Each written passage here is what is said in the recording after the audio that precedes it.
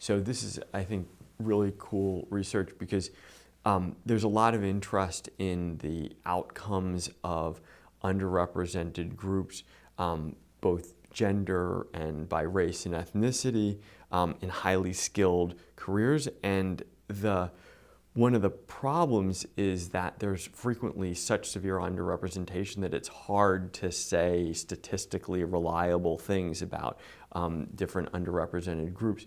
So what we did was we used a quirk of publications, which is that the first author on an article is the person who did the work, and the last author on the article is sort of the prestige position, and then everyone in between is sort of less prestigious and gets less credit for the work. So we tried to see how women and underrepresented racial and ethnic groups fared in terms of where they were listed as our authors on articles.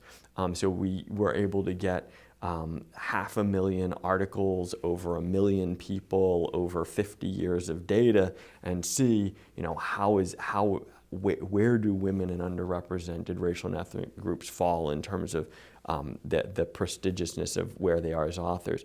And what we found is that women are less likely to progress into the prestigious last author position, and Blacks and Hispanics and Asians are also less likely to make it into last authorship position as they move up through their careers. And then what we also wanted to see was, how does gender interact with race and ethnicity, the idea of intersectionality.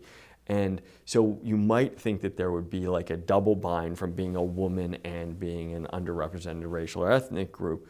But what we found was, in some sense, there was only like a 1.5 bind. So women do worse than men, Blacks and Hispanics do worse than whites, but a Black woman does less bad than you might have thought she would have done given the Black-white gap and the gender gap.